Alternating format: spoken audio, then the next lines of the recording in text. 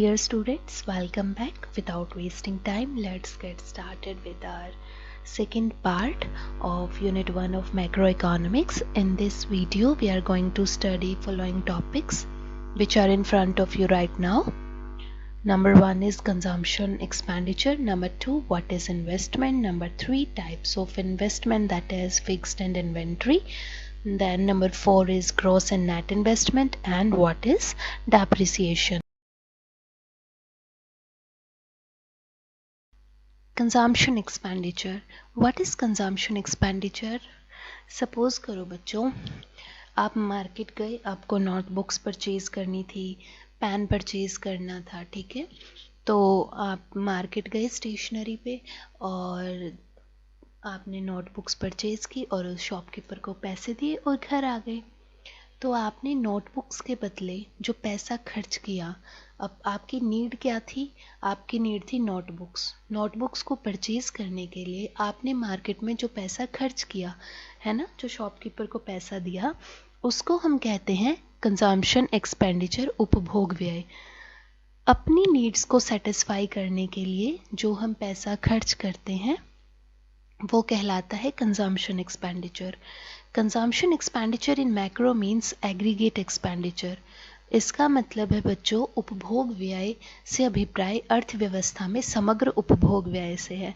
यानी अगर हम आपको कंजम्पशन एक्सपेंडिचर बोलें तो उसमें माइंड में आपको ये नहीं क्लिक होना चाहिए कि ये अकेले मेरे एक्सपेंडिचर की बात कर रहे हैं. मैक्रो में इस वर्ड का मतलब होता है जितने भी अपनी इकोनॉमी में कंज्यूमर्स हैं वो सब कितना पैसा खर्च कर रहे हैं कंज्यूम करने के लिए, उसे हम कहते हैं एग्रीगेट, ठीक है, समग्र. तो कंजम्पशन एक्सपेंडिचर का मतलब यहाँ पर एग्रीगेट एक्सपेंडिचर है, यानी अपनी इकोनॉमी में जितना भी पैसा स्पेंड हो रहा है कंज्यूम करने के लिए, ठीक है. कंज्यूमर कोई भी हो सकता है, ज़रूरी नहीं कि सिर्फ आप और मैं, हम जैसे लोग ही सिर्फ कंज्यूमर है जो कि एक हाउस होल्ड है. नहीं, कंज्यूमर गवर्नमेंट भी हो सकती है, कोई एनजीओ भी हो सकता है, ठीक है. देखो, हाउस होल्ड्स तो कंज्यूम करते हैं अपनी नीड्स को डायरेक्टली सेटिस्फाई करने के लिए. परिवार अपनी आवश्यकताओं को संतुष्ट करने के लिए उपभोक्ता वस्तुओं को खरीदता है. अब हर महीने अपने घर में कितना सामान आता है ना, राशन शॉप से राशन का सामान आता है, बच्चों के लिए टॉयज़ आते हैं, जो बच्चे पढ़ाई करते हैं उनके लिए बुक्स नोटबुक्स आते हैं, ठीक है. तो ये सब हम अपनी नीड्स के अकॉर्डिंग परचेज करते हैं. तो यहाँ पर तो हम as a household consumer हैं, ठीक है.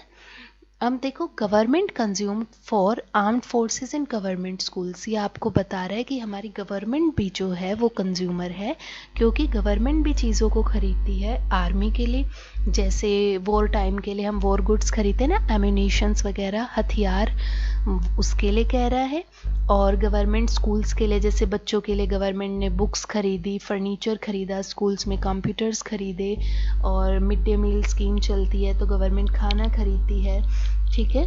तो यही सारी चीज़ें जो हैं वो गवर्नमेंट खरीद रही है सेटिस्फाई करने के लिए अपनी नीड्स को. तो गवर्नमेंट भी यहाँ पर क्या काम करे? कंज्यूमर का काम कर रही है. तो गवर्नमेंट भी जो एक्सपेंडिचर करेगी वो किसका पार्ट होगा? कंजम्पशन एक्सपेंडिचर का. Now NGOs consume goods for donations. जो एनजीओज होते हैं बच्चों, गैर लाभ निजी संस्थाएं, नॉन प्रॉफिट ऑर्गेनाइजेशंस, जो पैसों के लिए काम नहीं करते, सोशल सर्विस के लिए काम करते हैं, जैसे अनाथ आश्रम हो गया, वृद्धाश्रम हो गया.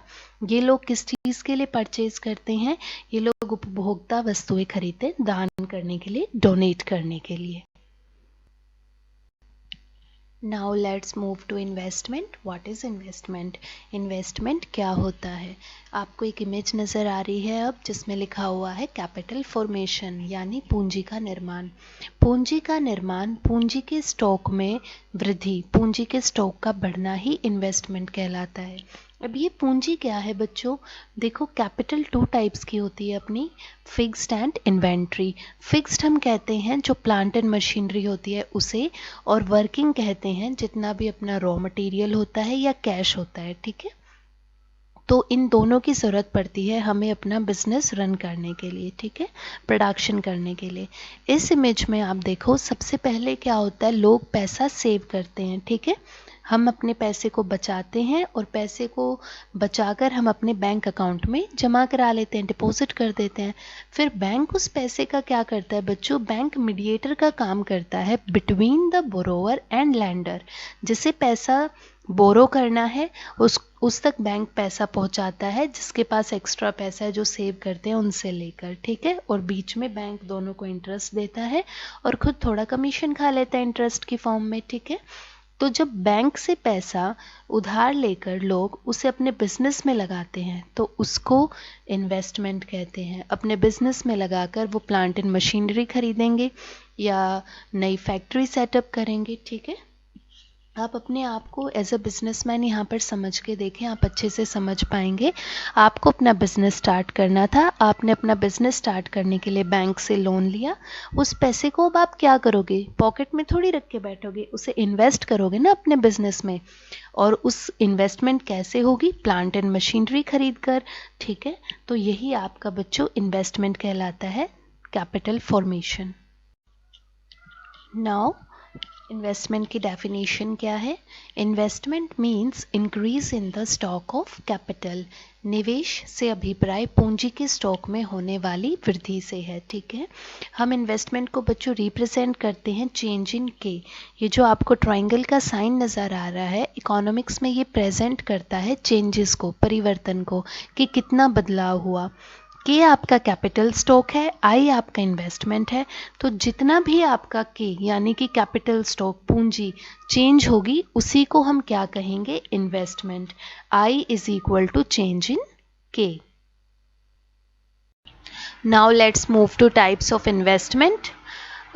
वो दो तरीके के हैं। Number 1 is fixed investment and number 2 is inventory investment. Fixed investment यानी कि बच्चों स्थायी निवेश, आपके निवेश का वो हिस्सा जो आप फिक्स्ड कैपिटल को परचेज करने में लगाते हैं।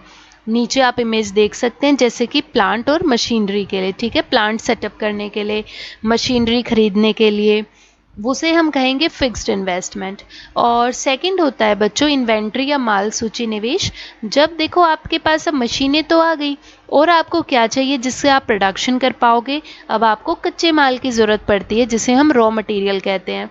तो फिर रॉ मटेरियल आपका जो है वो इन्वेंट्री इन्वेस्टमेंट का हिस्सा होगा। और इसके अलावा इन्वेंट्री के अंदर क्या क्या आता है? Raw materials, work in process goods यानी अर्धनिर्मित वस्तुएं, जो भी प्रोसेस ऑफ प्रोडक्शन में है, जो भी चीज़ें आप बना रहे हो अपनी फैक्ट्री में, जो भी बनकर रेडी नहीं हुई है, ठीक है, इन बिटवीन है, वो भी शामिल होती है। और फिनिश्ड गुड्स, ठीक है, जितना भी आपने प्रोडक्शन किया और अपने गोडाउन के अंदर स्टॉक कर लिया, तो वो सब आपका क्या कहलाता है? इन्वेंट्री इन्वेस्टमेंट कहलाता है।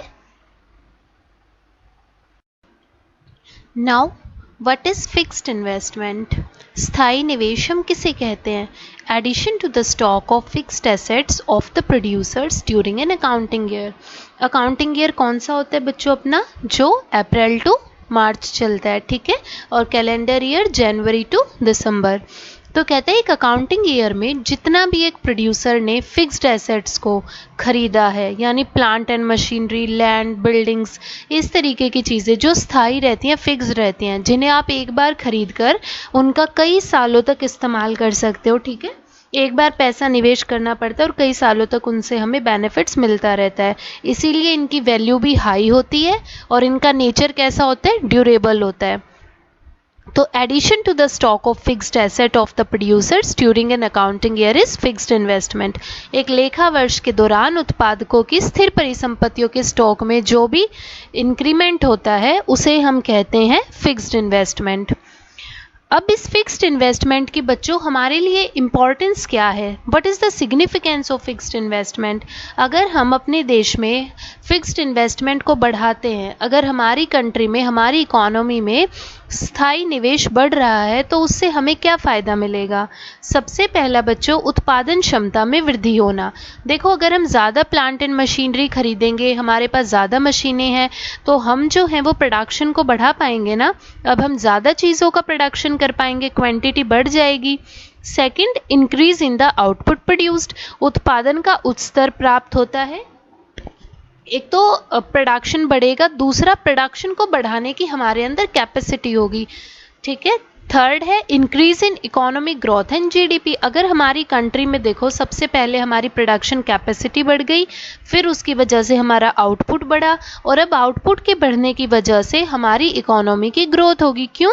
क्योंकि अब हम ज़्यादा फिनिश्ड गुड्स बना पाएंगे। ज़्यादा गुड्स और सर्विसेज प्रोड्यूस करने का मतलब है ज़्यादा जीडीपी। ठीक है, जीडीपी इंक्रीज होगा तो अपने आप इकोनॉमी की क्या होगी? ग्रोथ होगी। Now, inventory investment. Addition to the stock of inventory during the year. वर्ष के दौरान माल सूची स्टॉक में होने वाला परिवर्तन। अब एक साल के अंदर बच्चों, एक अकाउंटिंग ईयर के अंदर जितना हम स्टॉक ऐड कर रहे हैं इन्वेंट्रीज़ का, वो इन्वेंट्री इन्वेस्टमेंट कहलाएगा। इन्वेंट्रीज़ में 3 चीज़ें आती हैं, आपको पता है। एक तो जो कच्चा माल खरीद के आपने अपने लिए रख लिया है ताकि आप प्रोडक्शन कर सकें, है ना, अपनी फैक्ट्री में। सेकंड, आपने जो प्रोसेस ऑफ प्रोडक्शन में है, एक चीज़ बन के ज़रूरी नहीं है एक दिन में तैयार हो जाए, वो प्रोसेस में भी तो होती है ना बच्चों, तो वो वाला भी इसमें इंक्लूड होता है। थर्ड, जो आपके आइटम्स बनकर रेडी हो गए हैं, फिनिश्ड गुड्स, वो भी। यानी तीनों के स्टॉक में जब इंक्रीमेंट होता है, इंक्रीज होता है एक साल के अंदर इनका स्टॉक, तो वो बच्चों इन्वेंट्री इन्वेस्टमेंट कहलाता है। ठीक है, इन्वेंट्री इन्वेस्टमेंट के हमारे लिए फ़ायदे क्या हैं? अगर हम बच्चों इन्वेंट्री इन्वेस्टमेंट करेंगे, अगर कच्चे माल का स्टॉक फिल कर कर रखेंगे, तो जब भी हमें ज़रूरत होगी हम आसानी से अपनी प्रोडक्शन को बढ़ा सकते हैं। अदरवाइज़ अगर हमारे पास अवेलेबिलिटी नहीं है रॉ मटेरियल की और हमारे पास डिमांड आ जाती है, तो हम एट ए टाइम उसे कहाँ से फुलफ़िल करेंगे? तो सबसे पहली इंपॉर्टेंस है बच्चों इन्वेंट्री इन्वेस्टमेंट की कि continuously supply of raw material to the producers. Second, helps to cope with uncertainties of market. Market देखो बच्चों अनसर्टेन होता है, कभी भी प्राइस इंक्रीज हो सकते हैं, कभी भी डाउन जा सकते हैं। तो ऐसी अनसर्टेनिटीज से बचने के लिए प्रोड्यूसर क्या करते हैं, जब प्राइसेस मार्केट में रीजनेबल होते हैं उस टाइम पे कच्चा माल खरीद कर उसको स्टोर कर लेते हैं, उसमें निवेश कर देते हैं, ताकि फिर बाद में साल भर आसानी से प्रोडक्शन करते रहें। ठीक है। Third is inventory investment is of 2 types. One is desired inventory stock and second is undesired. वांछित और अवांछित। इसका मतलब क्या है बच्चों? वांछित माल सूची स्टॉक वो होता है जो आपने अपनी इच्छा से खुश होकर किया है कि मुझे फ़ायदा होगा, मैं ज़्यादा प्रोडक्शन करता हूँ। अनडिज़ायर्ड इन्वेंट्री स्टॉक वो होता है जिसकी आपने कोई प्लानिंग नहीं की थी कि मुझे ये स्टॉक करना है, लेकिन क्या हुआ, मार्केट में आपके गुड्स की डिमांड ही नहीं आई, आप सेल नहीं कर पाए। सेल ना होने की वजह से आपके पास बिना बिका हुआ माल रह जाता है, जिसे हम अवांछित माल सूची स्टॉक कहते हैं। तो इन्वेंट्री इन्वेस्टमेंट 2 तरीके की होती है, एक तो जिसे हम अपनी इच्छा से, अपने डिज़ायर से करते हैं, दूसरी हमारी डिज़ायर नहीं थी पर ज़बरदस्ती हो गई। क्यों? क्योंकि हमारे गुड्स जो हैं उनकी मार्केट में सेल नहीं हुई। एक चीज़ और आपको बच्चों इनकी ध्यान रखनी है, जो ये इन्वेंट्री इन्वेस्टमेंट है इसे आप शो कैसे करोगे? जो आपका क्लोजिंग स्टॉक रहेगा कि at the end of year मेरे पास इतना स्टॉक है, माइनस ओपनिंग स्टॉक करना है जो प्रीवियस में आपके पास स्टॉक था। सपोज करें साल के अंत में, ठीक है, at the end of year आपके पास 1 लाख रुपीज़ का इन्वेंट्री इन्वेस्टमेंट है, और जब आपने बिगनिंग की थी ओपनिंग स्टॉक आपका था 50,000, तो 1 lakh minus 50,000 is equal to 50,000। तो वो 50,000 आपकी इस साल की क्या कहलाएगी? माल सूची निवेश या इन्वेंट्री इन्वेस्टमेंट। ऐसे ही फिक्स्ड इन्वेस्टमेंट आपको फाइंड करना है, तो आप कैसे करोगे? Closing stock minus opening stock of fixed assets. Now let's move to gross investment, net investment and appreciation. अब ग्रॉस और नेट में अंतर क्या है? ये दोनों इन्वेस्टमेंट अलग कैसे है? इनके बीच में बच्चों जो डिफरेंस का कारण है वो आपका डेप्रिसिएशन ही है। जो डेप्रिसिएशन है उसी की वजह से इन दोनों में डिफरेंस क्रिएट होता है। कैसे? वो अब हम एक एग्जाम्पल के थ्रू समझते हैं। सबसे पहले आप ये एज्यूम करो कि आपकी एक ट्रांसपोर्ट कंपनी है और आपके पास 5 टैक्सी हैं, ठीक है। अब आपकी 5 टैक्सी को साल भर में आपको ज़रूरत पड़ी होगी उनकी सर्विसेज कराने की, उनको टाइम टू टाइम रिपेयर कराने की, है ना। अगर एक टैक्सी ख़राब हो गई तो उसका कोई पार्ट ख़राब हो गया तो आपने वो चेंज कराया, या एक पूरी टैक्सी डैमेज हो गई एक्सीडेंट में तो आपने नई टैक्सी परचेज़ करी उसकी जगह पर, ठीक है। तो कहता है जो एग्जिस्टिंग टैक्सीज़ को बनाने के लिए हमें इन्वेस्टमेंट करनी पड़ती है वो, प्लस जो हमने न्यू टैक्सीज परचेज करी वो तो आपका आता है ग्रॉस इन्वेस्टमेंट के अंदर। और जो आपका नेट इन्वेस्टमेंट है वो सिर्फ इंक्लूड करता है जो नई टैक्सीज परचेज की है, पुरानी वालों की रिपेयरिंग पर जो हमने पैसा खर्च किया उसे इंक्लूड नहीं करता। तो ये जो आप दोनों इमेजेस देख रहे हैं, purchase of new taxi and repair and maintenance of existing taxi, ये दोनों ही आपके जो है वो इंक्लूड होंगे किसमें, ग्रॉस इन्वेस्टमेंट में। और नेट इन्वेस्टमेंट के अंदर सिर्फ परचेज ऑफ न्यू टैक्सी आता है, ठीक है बच्चों। ये इन दोनों के बीच में डिफरेंस है। तो सपोज करें आपने 2 नई टैक्सी परचेज कर ली थी, तो अब आपके पास जो ग्रॉस इन्वेस्टमेंट होगा उसमें हम दिखाएंगे 7 टैक्सीज, ठीक है, प्लस जो पैसा आपने पुरानी टैक्सीज को सही करने में लगाया। लेकिन नेट इन्वेस्टमेंट इंक्लूड करेगा सिर्फ उन जो 2 आपने नई टैक्सी परचेज की हैं वो वाला अमाउंट। जैसे आपके ने रिपेयर पे लगा दिया 1 लाख, ठीक है, जो पुरानी टैक्सी थी 5 टैक्सी उनको ठीक रखने में आपने 1 लाख खर्च किया, साथ साथ आपने 2 नई टैक्सी खरीद ली 7 लाख की, तो आपने इस साल जो ग्रॉस इन्वेस्टमेंट करी वो 7 + 1 8 लाख मानी जाएगी और नेट इन्वेस्टमेंट मानी जाएगी सिर्फ 7 लाख, क्योंकि वो रिपेयरिंग वाले पैसे को इंक्लूड नहीं करता। तो यही इन दोनों के बीच में डिफरेंस है। Gross investment to maintain the existing stock of capital and purchase of new assets, दोनों चीज़ों को इंक्लूड करता है, ठीक है। पूंजी के विद्यमान स्टॉक के पुनः स्थापन के लिए जो हमने उपयोग किया वो, सेकंड जो पूंजी के विद्यमान स्टॉक में शुद्ध वृद्धि करी यानी जो नया परचेज किया, तो ये दोनों आपके इसमें आएंगे। जैसे हमने नई टैक्सी खरीदी वो भी, और जो पुरानी टैक्सी थी उनको ठीक कराया वो भी, दोनों हिस्सा होंगे किसका, gross investment. Now net investment, it only includes the expenditure incurred on the purchase of new stock of capital। ये सिर्फ केवल वो वाला पैसा इंक्लूड करेगा जो हमने नई परिसंपत्तियों की खरीद पर किया था, ठीक है। Purchase of new taxis by a transport company, यही इन दोनों के बीच में बच्चों डिफरेंस है। अब हम मूव करते हैं डेप्रिसिएशन की तरफ। डेप्रिसिएशन क्या होता है, expenditure on the replacement of worn out fixed assets, जो हमारे एसेट्स खराब हो गए या टूट फूट गए उनको रिप्लेस करने में या ठीक कराने में जो भी खर्चा हुआ वो डेप्रिसिएशन कहलाता है। अब नीचे हम फॉर्मूले देख सकते हैं ग्रॉस इन्वेस्टमेंट के और नेट इन्वेस्टमेंट के। Gross investment is equal to net investment plus depreciation. अगर हमें नेट इन्वेस्टमेंट फाइंड आउट करना है तो हम ग्रॉस इन्वेस्टमेंट से डेप्रिसिएशन को सब्ट्रैक्ट कर देंगे, and depreciation is equal to gross investment minus net investment. ये तीनों फॉर्मूले आपको याद रखने हैं, आपको आगे न्यूमेरिकल्स में हेल्प करेंगे। डेप्रिसिएशन या मूल्यह्रास, कंजम्पशन ऑफ फिक्स्ड कैपिटल, इसे बच्चों हम स्थिर पूंजी का उपभोग भी कहते हैं, क्योंकि डेप्रिसिएशन की वजह से जो हमारी फिक्स्ड कैपिटल है उसकी वैल्यू कम हो जाती है। क्योंकि आप सबको पता है मशीनों की कीमत समय के साथ घटती जाती है। जितने भी फिक्स्ड कैपिटल है बच्चों, फिक्स्ड एसेट्स हैं, उसमें से लैंड, ज़मीन ही एक ऐसी है बच्चों जिसके समय के साथ प्राइस इंक्रीज होते जा रहे हैं।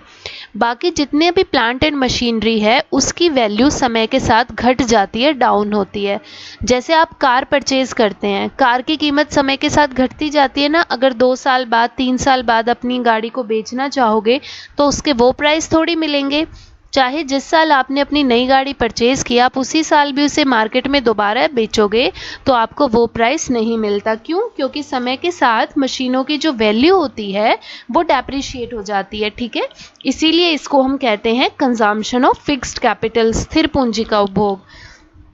अब जो किसी भी मशीन की वैल्यू बच्चों 3 कारणों से डेप्रिशिएट होती है, 3 चीज़ों की वजह से कम होती है। सबसे पहला नॉर्मल वियर टियर यानी सामान्य टूट फूट। मशीन में कोई टूट फूट हो गई, कोई पुर्जा खराब हो गया, टूट के गिर गई मशीन, या उसमें और कुछ प्रॉब्लम आ गई तो वो। सेकंड, एक्सीडेंटल डैमेजेस, जो आकस्मिक हानि होती है, एक्सीडेंट वगैरह हो गया, उसकी वजह से गाड़ी खराब हो गई। थर्ड है एक्सपेक्टेड ऑब्सोलेसेंस यानी प्रत्याशित अप्रचलन। इसका मतलब है जिस चीज़ की आपने एक्सपेक्टेशन की थी कि हाँ ऐसा हो सकता है, ये चीज़ अब ट्रेंड से बाहर हो गई, प्रचलन में नहीं रही, तो उसकी वैल्यू अपने आप डाउन हो जाएगी। इसके लिए मैं आपको एग्जांपल देती हूँ ब्लैक एंड वाइट टीवी का। जैसे अब ब्लैक एंड वाइट टीवी कोई यूज़ नहीं करता। अगर आपके पास आपके घर में कोई पुराना ब्लैक एंड वाइट टीवी रखा है और आप उसे मार्केट में बेचोगे तो आज के टाइम कोई नहीं खरीदेगा। क्यों? क्योंकि समय के साथ टेक्नोलॉजी बदल चुकी है। चेंज इन टेक्नोलॉजी, तो चेंज इन टेक्नोलॉजी की वजह से ब्लैक एंड वाइट टीवीज़ की जो प्राइसेस थे वो ज़ीरो के बराबर हो गए, उन्हें कोई नहीं पूछ रहा, उनकी कोई मार्केट वैल्यू नहीं बची। सेकंड है चेंज इन डिमांड। अगर जिस चीज़ की डिमांड मार्केट में ख़त्म हो जाती है तो अगर वो मार्केट में वो चीज़ अवेलेबल है तो भी उसे कोई नहीं पूछता। जैसे मैं आपको एग्जांपल दूँ मोबाइल फ़ोन्स का। जैसे अब 5G आ गया है तो 4G के फ़ोन कोई क्यों ख़रीदेगा? जो भी नया मोबाइल परचेज़ करेगा वो तो 5G वाला ही करेगा ना। तो लोगों की जो डिमांड है वो बदल रही है, तो पुराने फ़ोन्स जो हैं वो वेस्ट हो जाएंगे या उनको कम पैसों में बेचने पड़ेंगे, जिसकी वजह से उनके मूल्य वैल्यू डेप्रिशिएट हो गए।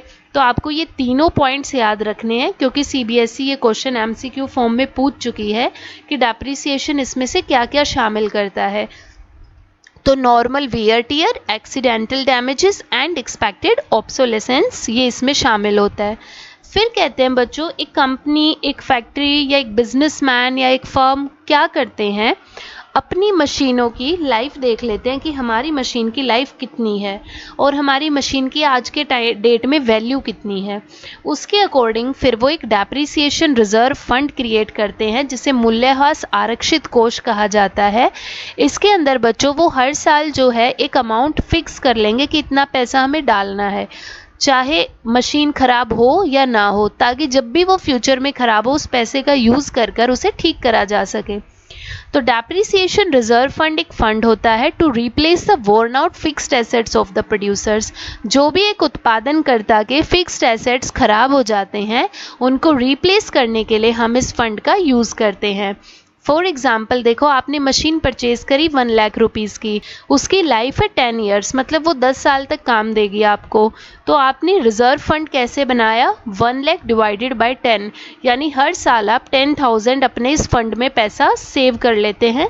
इन केस आपको ज़रूरत पड़ी उसको दोबारा मेंटेन करने की उस स्टॉक को, तो आप उसका यूज़ कर सकते हैं।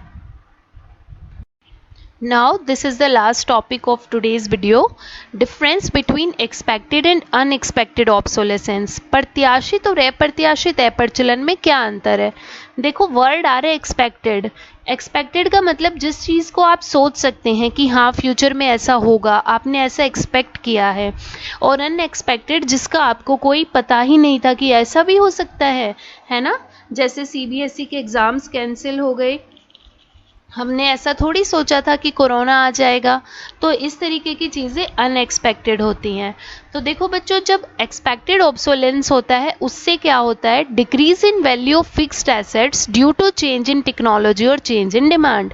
यहाँ पर मशीनों की और प्लांट एंड मशीनरी की जो वैल्यू है वो किसकी वजह से कम होती है बच्चों? या तो तकनीक बदल गई, टेक्नोलॉजी में चेंज आ गया और पुरानी मशीनों को अब कोई नहीं पूछ रहा, या फिर जो मांग है लोगों की, जो डिमांड है वो बदल चुकी है, तो उन चीज़ों को कोई नहीं पूछ रहा। ठीक है। सेकंड, अगर हम बात करें अप्रत्याशित अप्रचलन की, तो उसके अंदर जो बच्चों फिक्स्ड एसेट्स की वैल्यू डिक्रीज होती है वो नेचुरल कैलेमिटीज़ की वजह से होती है। ठीक है, यानी प्राकृतिक आपदाएं जैसे भूकंप आना, बाढ़ आना, आग लग जाना, जिनकी हमने कोई एक्सपेक्टेशन नहीं करी थी कि ऐसा भी हो जाएगा। ठीक है, और उनके कारण जो बताकर नहीं आती चीज़ें हैं ना बच्चों, जैसे आप सभी ने ओ माई गॉड मूवी देखी होगी, परेश रावल और अक्षय कुमार की मूवी है ओ माई गॉड। उसमें भूकंप आता है तो सिर्फ परेश रावल की जो दुकान होती है वो गिर जाती है, फिर उसने केस भी किया इंश्योरेंस कंपनी पे। वही हम आप उस चीज़ को पूरा रिलेट कर सकते हो यहाँ से ये कंसेप्ट समझने के लिए। देखो दोनों के अंदर क्या है, या तो देखो हमारी इकोनॉमी की ग्रोथ कम हो जाए, आर्थिक मंदी आ जाए, रिसेशन डिप्रेशन आ जाए इकोनॉमी में। अब कोरोना की वजह से इकोनॉमीज कितनी डाउन गई, हमने थोड़ी ना एक्सपेक्ट किया था ऐसा होगा, लोगों की जॉब्स चली जाएंगी। तो ये चीज़ें अनएक्सपेक्टेड होती हैं। तो जब भी ऐसे कारणों की वजह से फिक्स्ड एसेट्स के वैल्यू डिक्रीज होंगे तो वो अनएक्सपेक्टेड ऑब्सोलेसेंस के अंदर आएंगे। सेकेंड डिफरेंस है बच्चों पार्ट ऑफ डेप्रिसिएशन। जो एक्सपेक्टेड ऑब्सोलेसेंस है, प्रत्याशित अप्रचलन, इसको मूल्यह्रास का एक हिस्सा माना जाता है, लेकिन अनएक्सपेक्टेड को नहीं माना जाता। लास्ट, जो भी हमारी मशीन्स को लॉस होता है एक्सपेक्टेड ऑब्सोलेंस की वजह से, उसे हम रिकवर करते हैं बच्चों। जो हमने आरक्षित कोष बनाया था ना, डेप्रिसिएशन का फंड बनाया था, रिजर्व फंड, उस पैसे को यूज़ कर कर हम उसकी भरपाई कर लेते हैं। लेकिन जो नेचुरल कैलेमिटीज़ की वजह से नुकसान हो गया, वो कैसे भरपाई करेंगे उसकी, उसके लिए हम इंश्योरेंस कराते हैं। तो उसको हम कहाँ से रिकवर करते हैं? इंश्योरेंस से। Recovered by using insurance. इसीलिए देखो परेश रावल ने मूवी में इंश्योरेंस कंपनी पर केस किया था, क्योंकि उन्होंने पैसे देने से उसे इंश्योरेंस क्लेम जब उसने किया तो मना कर दिया था, इसीलिए फिर उसने कोर्ट केस किया था। ठीक है, तो ये डिफरेंस है, आपको ये समझ में आ गया होगा I hope. Thank you so much everyone बच्चों। थर्ड पार्ट जो है वो जल्दी ही आएगा, ठीक है। तब तक do like share and subscribe. Thank you everyone, take care.